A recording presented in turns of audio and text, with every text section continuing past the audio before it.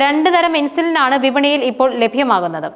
കുത്തിവയ്പിലൂടെ നൽകുന്ന ഹ്യൂമൻ ഇൻസുലിനും അനലോഗും പ്രമേഹ രോഗികൾ സ്വയം ഇൻസുലിൻ ഉൽപ്പാദിപ്പിക്കുകയോ ചെറിയ അളവിൽ ഉൽപ്പാദിപ്പിക്കുകയോ ചെയ്യുന്നവരെ ടൈപ്പ് 1 പട്ടികയിലാണ് ഉൾപ്പെടുത്തിയിരിക്കുന്നത്.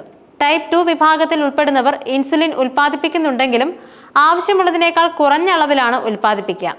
ടൈപ്പ് 1 വിഭാഗത്തിൽ വരുന്ന രോഗികളാണ് ഇൻസുലിനെ പൂർണ്ണമായി ആശ്രയിക്കുന്നത്. ടൈപ്പ് 2വിൽ കുത്തിവെക്കാവുന്ന ഇൻസുലിൻ ആവശ്യമായി വരിക വിരളമാണ്. നോവോ നോർഡിസ്ക് ഉൽപ്പാദിപ്പിക്കുന്ന ടൈപ്പ് 1 മരുന്നിന്റെ നിർമ്മാണമാണ് കമ്പനി അവസാനിപ്പിക്കുന്നത്. ഇത് രാജ്യത്തെ ലക്ഷക്കണക്കിന് പ്രമേഹ രോഗികളെ പ്രതികൂലമായി ബാധിക്കും. ഞങ്ങൾക്ക് ഇത് ഭക്ഷണം, വെള്ളം, വായു എന്നിവ പോലെ വളരെ പ്രധാനപ്പെട്ടതാണെന്നും പ്രമേഹ രോഗിയായ ഡൽഹി സ്വദേശി ഹർഷ് കോലി പ്രതികരിച്ചു. ടൈപ്പ് 1 ഗണത്തിൽപ്പെടുന്നവർക്ക് നോവോ നോർഡിസ്ക് വളരെ ഫലപ്രദമായിരുന്നു.